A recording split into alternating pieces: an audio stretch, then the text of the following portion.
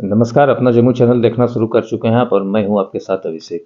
देखिए आज हम जो है अन्य मुद्दों से हटकर जो है इस वीडियो को बनाने जा रहे हैं और ये वीडियो जो है काफ़ी इंटरेस्टिंग होने वाला है। ख़ास करके करियर से संबंधित बच्चे और अभिभावक जो है वो हमेशा चिंतित रहते हैं और उसी पे जो है हमारे साथ चर्चा करने के लिए मौजूद हैं जमुई के जाने-माने नीलेश सर, जो कि हज़ारों छात्रों का जो है भविष्य सँवार चुके हैं, परिचय के कोई मोहताज हैं नहीं। तो आज हम सोचे कि एक वीडियो जो है करियर बच्चों के करियर पर जो है वो बनाया जाए और इसका एपिसोड का शुरुआत जो है समझिए कि बिल्कुल आज ही हम कर रहे हैं और आने वाले समय में आपको और भी तरह तरह की वीडियो जो है उससे संबंधित मिलेंगी। हालांकि अभी हमारा सर के साथ पहला जो है एपिसोड ये शुरू हो रहा है, तो आइए हम सर के साथ सीधे जुड़ते हैं। हालांकि इन्होंने अपने जीवन में कई उतार चढ़ाव देखे हैं, संघर्ष से भरी कहानी है इनकी। तो आइए बगैर समय गवाए हम सीधे सर से जुड़ते हैं। स्वागत है सर आपका। धन्यवाद। दर्शकों का भी काफ़ी स्वागत है। चलिए हम सर कुछ सवाल ले लेते हैं जो कि आज ये अन्य दिनों की तुलना से जो है ये सोच रहे थे कि वीडियो कुछ अलग तरीके से बनाया जाए जो कि अभिभावक और छात्र दोनों को फ़ायदा होगी। तो अब हम सवाल की शुरुआत करते हैं। आपने जो है हज़ारों बच्चों को सिलेक्शन जो है दिलाया है। आज अभिभावक को चिंता होती है कि अपने बच्चे को किस क्षेत्र में भेजें ताकि उसका भविष्य जो है संवर सके, सुरक्षित रहे। तो इसको लेके आप क्या सलाह देंगे? देखिए, ये जो मुद्दा आपने इस एपिसोड में उठाया है, सही मायने में हम कह सकते हैं कि बच्चों के करियर से संबंधित सारे अभिभावक बहुत खासकर मैट्रिक इंटर एग्जामिनेशन के बाद तो काफ़ी चिंतित होते हैं कि अब करना क्या है। हमारे यहाँ निम्न मध्यम वर्गीय परिवार के लोग का संख्या ज़्यादा है। वो तो कुछ लोगों का कहना है कि भाई सबसे पहले कुछ नौकरी पा लीजिए, ये कुछ भी जो हो। तो बहुत अहम मुद्दा है कि मैट्रिक पढ़ने के बाद या इंटरमीडिएट करने के बाद क्या करेंगे। तो सबसे पहले हम अभिभावक को बोलना चाहेंगे कि सबसे पहले आप अपने बच्चे का इंटरेस्ट लेवल देखिए कि किस क्षेत्र में उसको रुचि है। जिस क्षेत्र में वो रुचि है, उसका इंटरेस्ट लेवल है, उनसे बात कीजिए बेहतर तरीके से। उसका इंटरेस्ट लेवल देखिए और उसी इंटरेस्ट लेवल में उसको आगे बढ़ाने का कोशिश कीजिए। हमें लगता है कि किसी भी प्रकार का दबाव देकर के किसी करियर को चुनना कहीं से जायज़ है नहीं। तो मेरे ख्याल से सबसे पहले बच्चों से बात करके उसके इंटरेस्ट लेवल को देखा जाए और ये समझा जाए कि वो किस क्षेत्र में बेहतर कर सकता है। आज के बच्चे की अगर हम बात करें तो वो बेहतर काउंसलिंग के लिए हज़ारों रुपए जो है खर्च करते हैं। आपने विभिन्न करियर को नज़दीक से देखा है, इस पे क्या कहेंगे? देखिए, खर्च करने की बात है कि हाँ, लोग जाते हैं बहुत अलग-अलग जगहों पर जाकर के वो काउंसलिंग कराते हैं कि मेरा बच्चा इस चीज़ में मैथ्स में अच्छा है, फिज़िक्स में अच्छा है, केमिस्ट्री में अच्छा है, मतलब अन्य-अन्य चीज़ों के बारे में बात करते हैं। तो हमें नहीं लगता कि अब जब इस एपिसोड से जुड़े हैं और अपना जम्मू चैनल से जुड़ गए हैं, तो हमें लगता है कि हम इसके माध्यम से बच्चों को टाइम टू टाइम काउंसलिंग करते रहेंगे और ये हम लोग का दायित्व भी बनता है। क्योंकि अब अगर समाज में किसी कोई काम बेहतर करना है तो आपका एक दायित्व बनता है कि आप अपने एक्सपीरियंस को जरूर शेयर करें। कुछ लोग क्या करते हैं, अपने एक्सपीरियंस को अपने अंदर रख लेते हैं। तो हमें लगता है कि अगर हम जितना ज़्यादा अपने एक्सपीरियंस को शेयर करेंगे तो उनसे ज़्यादा से ज़्यादा लोग लाभान्वित हो पाएंगे। तो अब उनको हज़ारों रुपए खर्च काउंसलिंग करने की ज़रूरत है नहीं। जब कभी भी ज़रूरत होगी तो आपके चैनल के माध्यम से उन बच्चों को ज़रूर करेंगे और हम लाइव आकर के बच्चों के क्वेश्चन का जवाब भी देंगे। जब कभी ऐसा मौका मिलेगा तो हम लाइव सेशन करवाएंगे और उनसे आपसे सवाल पूछवाएंगे और उन सवालों का हम उसी समय लाइव सेशन में जवाब देंगे तो वो ज़्यादा संतुष्ट हो पाएंगे। तो हम अगले एपिसोड में चाहेंगे कि जब कभी मौका मिले तो लाइव सेशन में उनको जोड़िए, जो वो पहले से अपना क्वेश्चन क्रिएट करके रखेंगे या बच्चों का भी जो सवाल होगा वो करेंगे और हम उस लाइव सेशन में उसका जवाब देंगे। चलिए आपने देखा कि सर जो है बड़ी बात कर रहे हैं कि अगले एपिसोड में एक लाइव सेशन हमारा होगा और लाइव सेशन में जो है सर सभी बच्चों के सवालों का जो है जवाब बेहतर तरीके से देंगे। तो मेरा प्रयास रहेगा कि बहुत जल्द हम ये लाइव सेशन भी शुरू करें। बाकी हम सर अगला सवाल लेते हैं कि कुछ अभिभावक की बात करें तो वो अपने बच्चे पे डॉक्टर, इंजीनियर या कोई भी मतलब नौकरी में भेजने के लिए या कोई भी डिग्री को पाने के लिए एक मानसिक दबाव बनाते हैं। इसे आप कितना जायज़ मानते हैं? देखिए, हम तो इसके पक्ष में नहीं हैं। जैसे क्या होता है क्या कि हमारे बीच के कोई बच्चे तैयारी करने कोटा चले गए।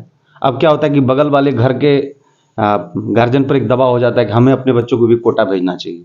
आप पहले उसका इंटरेस्ट लेवल भी देखिए। आप वारदात देखे होंगे कि कोटा में बहुत सारे लोग आत्महत्या कर रहे हैं, मतलब दबाव के कारण। उसको लगता है कि हमारे गार्जियन भी मेरे पीछे खर्च कर दिए। क्योंकि आज के डेट में ना गार्जियन इतना कॉन्शियस हो चुका है कि अपने बच्चों पर खर्च करने से पीछे नहीं हटते, चाहे उसके लिए जो कुछ भी करना पड़े। लेकिन बच्चा भी तो प्रेशर नहीं सह पा रहा है। अब मान लीजिए कोटा में आत्मदाह कर रहा है, आत्महत्या कर रहा है, इस तरह का काम कर रहा है, तो इसका मतलब है क्या कि इस तरह का कोई प्रेशर बच्चों पर बिल्कुल नहीं होना चाहिए। अब हम अगली सवाल की ओर लेते हैं सर। मान लिया जाए कि हमारे यहाँ निम्न मध्यम वर्गीय परिवार भी हैं।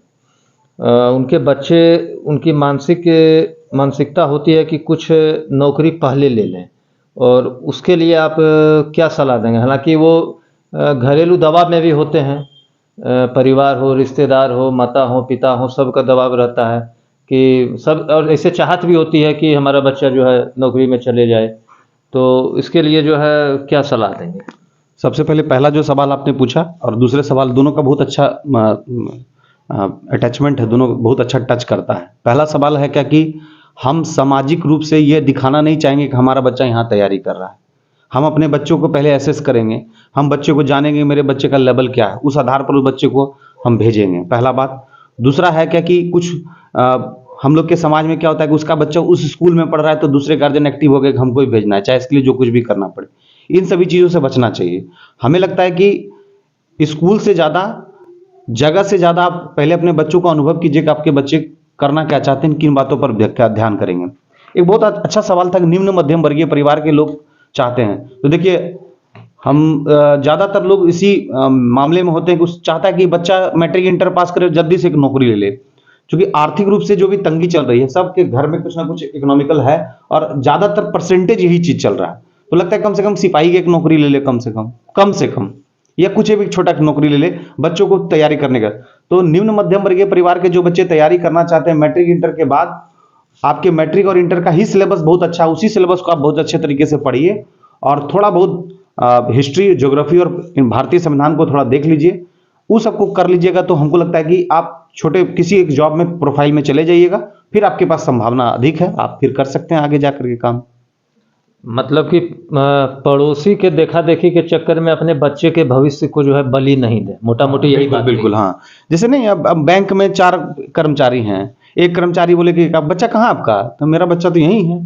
अरे कहे यहाँ सड़ा रहे हैं, देखिएगा इस सेंटेंस का यूज है, यहाँ सड़ा दीजिएगा, बच्चा कुछ कर नहीं पाएगा। देखिए हम जैसे इंटर किया, इंटर में अभी यहाँ परीक्षा भी नहीं दिया, उसको हम कोटा भेज दिए, और देखिए वो बहुत अच्छा कर रहा है। तो कोई जगह नहीं पढ़ा रहा है। आज भी आपको पता होगा कि बहुत ऐसे जगह हैं जो जो डिस्ट्रिक्ट टाउन से आईआईटी जेईई नीट निकाल रहे हैं। तो बच्चे का जो उसका जो लेवल, उस लेवल को आंकिए। हम ये नहीं बोलते कि आप कोटा मत भेजिए, आपके पास एबिलिटी है तब भेजिए, लेकिन यह किसी को देख करके, किसी को कॉपी करने की आवश्यकता नहीं है कि फलना आदमी ने उसको कोटा भेज दिया तो हम भी भेज देते हैं। ये करने की कोई जरूरत नहीं है।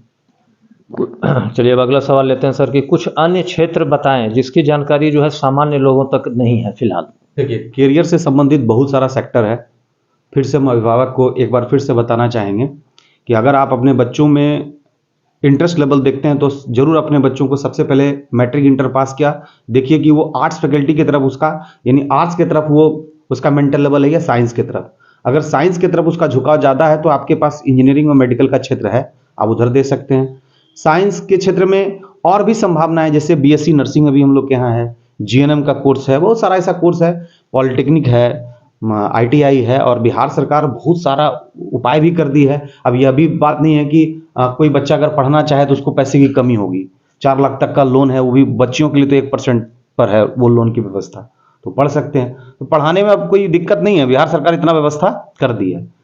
रही बात की अन्य क्षेत्र में, तो अन्य क्षेत्र में कुछ ऐसे क्षेत्र हैं जैसे क्लैट दे करके आप एक अच्छे लॉयर बन सकते हैं, आप जुडिशरी सेक्शन में आप जा सकते हैं, और बहुत सारा बच्चा बेंगलोर में, दिल्ली में, बहुत अच्छे अच्छे संस्थानों में वो जाके एंट्री करता है, जैसे निफ्ट फैशन टेक्नोलॉजी के क्षेत्र में आप जा सकते हैं। तो बहुत सारा ऐसा कोर्सेस है, जैसे हम लोग बोल सकते हैं कि आर्किटेक्ट का कोर्स है।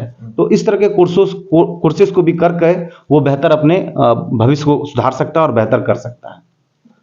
चलिए सर, अब हम अगला सवाल लेंगे कि मैट्रिक और इंटर पास करने के बाद बच्चे और अभिभावक के पास जो है बड़ा चैलेंज होता है और वो निर्णय नहीं ले पाते हैं कि आगे क्या किया जाए, तो उनको क्या सुझाव देंगे? देखिए, उस चैलेंज को दूर करने के लिए ना सबसे पहले वही पहली वाली बात थी कि बच्चे के इंटरेस्ट लेवल को देख लेना चाहिए कि वो किस तरफ मुखातिब है, किस तरह काम करना चाह रहा है। तो मेरे ख्याल से अगर बच्चा का इंटरेस्ट लेवल विज्ञान की तरफ है तो विज्ञान की तरफ की चीज़ों को उसको इंटरेक्ट कराना चाहिए।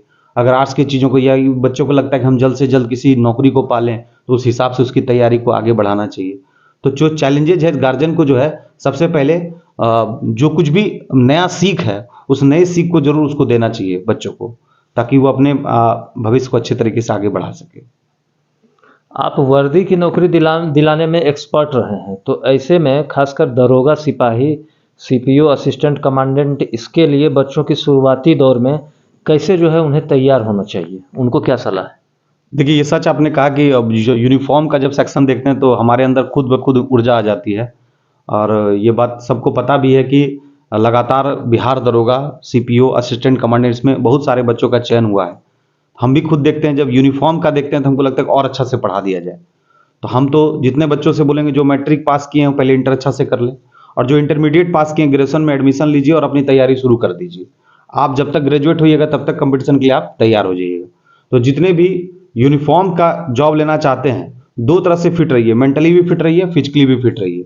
दौड़ लगाते रहिए, क्योंकि कोई भी यूनिफ़ॉर्म वाला जो उसको अगर नौकरी चाहिए तो उसमें मतलब आईपीएस को छोड़ करके, डीएसपी को छोड़कर, यानी बीपीएससी जो डीएसपी कंडक्ट करती है उसको छोड़ करके बाकी इधर जितना भी एग्जामिनेशन है करीब करीब सब में दौड़ है। तो फिजिकली फिट नहीं होएगा, लॉन्ग जंप हाई जंप नहीं कर पाएगा तो नौकरी यूनिफ़ॉर्म वाला मिलेगा नहीं। तो आप अपनी तैयारी रखिए, किसी सब्जेक्ट से एडमिशन लीजिए और निरंतर तैयारी शुरू कीजिए। भारतीय संविधान को अच्छे तरीके से पढ़िए, इतिहास को अच्छे तरीके से पढ़िए, भूगोल को अच्छे तरीके से पढ़िए, साइंस के सेक्शन को बायोलॉजी, फिजिक्स, केमिस्ट्री बढ़िया से पढ़िए, और जीएस लेवल पे पढ़िए, और कुछ करंट अफेयर्स का भी कॉपी बनाना शुरू कर दीजिए। ये लगातार आपका काम चलते रहेगा और बीच बीच में परीक्षा देते रहिएगा।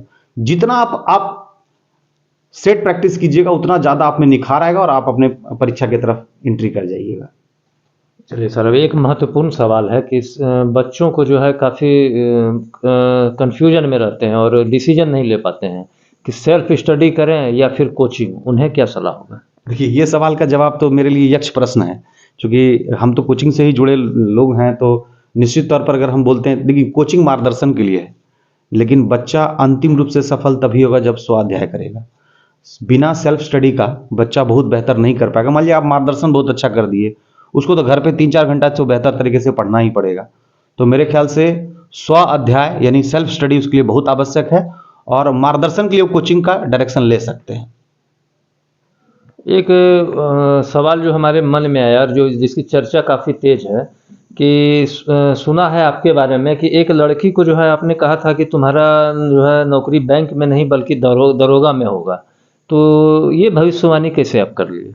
ये बात कहाँ से पता चल गया कि भाई भविष्यवाणी हम कर रहे हैं? जैसे वो बात नहीं था। हम उस कभी कभी ना, आप जब आप फसल लगाते हैं तो आप फसल के शुरुआती दौर से आपको पता चल जाता है कि वो फसल कैसा होगा। तो बच्चे के एटीट्यूड में हमको एडमिनिस्ट्रेशन दिख रहा था, और एडमिनिस्ट्रेशन में दिख रहा था कुछ थोड़ा सा रूडनेस टाइप का। तो हमको लगा था कि पुलिसिंग इसके लिए बेहतर होगा। तो ऐसे वो एक उदाहरण नहीं है, ऐसे कम से कम 10-15 उदाहरण है जिसका हमने रूट चेंज कर दिया।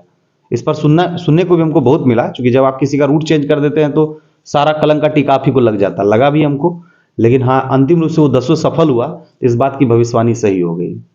तो हम चाहेंगे कि उसमें से एक दो का जिक्र कर दें जो कि अभी फिलहाल कहाँ सेवा दे रही हैं। जैसे हमारे यहाँ उससे सबसे अच्छा उदाहरण है, हमारे यहाँ एक बच्चा बैंक की तैयारी कर रहा था। वो जब बैंकिंग का तैयारी कर रहा था तो देख रहे थे कि वो किसी लिटरेचर को जब लिखता था तो उसका लेखनी बहुत अच्छा था, और जब कभी उसको मंच पे बोलते थे तो बड़ा बेहतर तरीके से बोलता था। तो हम उसको बोले कि अरे यार, तुम जर्नलिज्म क्यों नहीं कर रहे, क्यों बैंक में फंसे, जबकि उसका प्री हो रहा था। तो अभी वो एनडीटीवी में कार्यरत है, राज नाम है उसका।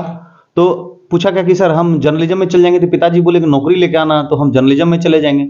हम बोले नहीं, तुम्हारे एटीट्यूड से जर्नलिज्म झलकता है, तो हमको लगता है कि तुम बैंक छोड़ो जर्नलिज्म जाओ, और आज जर्नलिज्म के बहुत अच्छे मुकाम पर है।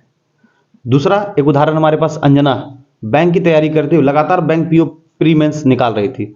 उसके रास्ते से हम उसका किताब छीन करके बोले थे कि काहे के लिए इसमें फंसी हुई, दिन भर सेट प्रैक्टिस में जाके दरोगा का तैयारी करो ना। तो बोली थी कैसे पता चल जाता है कि हमको दरोगा तैयारी करेंगे हम हो जाएंगे। बोले तुम्हारा बैंक नहीं होगा, दरोगा होगा, पिछले 2-3 साल से झूल रही हो ना, और झूलोगी। तो ये बात हमको बोलना नहीं चाहिए था इस तरह से, लेकिन पता नहीं इंट्यूशन बोलता, और इंट्यूशन सच होता है हमेशा।